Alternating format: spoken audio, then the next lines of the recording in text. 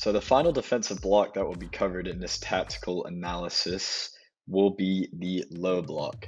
Now, the low block is perhaps the least desirable tactic for viewers and managers, and this is typically seen by clubs with less quality.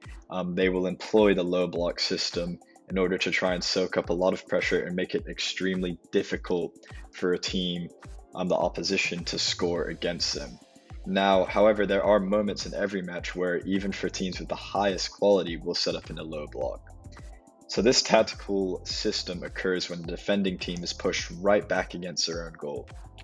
Each player is on their own half and the opposing team has a ball well inside the area that they are attacking. And this creates an onslaught of attacking sequences and a difficult time for managing the match for the defending side. Even if they win back possession of the ball, they do not have much space to escape the low block that they established. So teams who are closer to their own goal are more likely to concede, and this is a fairly simple concept. As the attacking team gets closer to goal, they are more likely to score. So it is really a tactic that I wouldn't encourage you to use all the time, but it is an important tactic that your team must possess when getting into these situations where it's a must-ditch win or it's a last stand defensively. So the real key thing for a low block is all about spacing and control and moving fluidly together as a team. So on the screen, you see a 4-4-2 formation, and for this example, I wanted to pick Crystal Palace. Now, when Manchester United played Crystal Palace on the opening match of the season, Crystal Palace played an extremely good defensive match where it saw them win the match because they had the outlets of Zaha and Ayew in order to score them goals and to go on the counter-attack. However, when defending, and Manchester United did have a decent amount of possession, they'd sat back into a low block and really made it hard for the likes of Bruno Fernandes to pick out those passes that he usually does in order for the front three for Manchester United to score a goal. So just like our last two, the high and standard block, we see a green zone. And again, that means the area that the defending team is controlling. So the area that they're controlling is between the two lines of defensively and the midfield. This creates huge problems because teams cannot get into that space without being closed down. It is incredibly important that you keep the shape and there is equidistance between each player.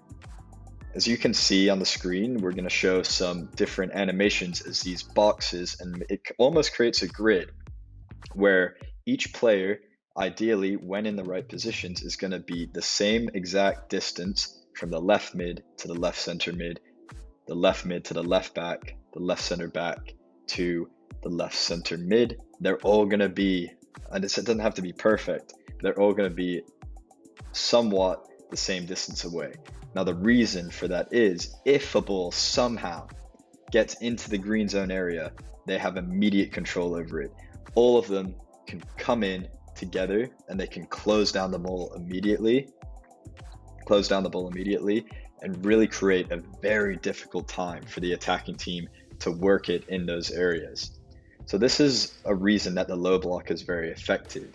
Now there are balls that if played in from the wing, it could cause problems for the center backs, and you're usually inviting a lot of crosses in or aerial duels as you play a low block, as a team tries to potentially just get a lucky break in order to score a goal. But a team that sets up in a very organized, structured low block is going to be very, very difficult to break down. Now, this is going to invite the other team forward, and what does that do? That opens up space for your team to get in behind on the counterattack if you are to win the ball. It doesn't mean that it's always going to be defensive. Even some of the best teams, such as Atletico Madrid, they utilize this tactic, especially in big matches where they're soaking up pressure, but then boom, immediately on the counterattack, they can hit back, they have outlet players, and then they can go forward and score goals themselves.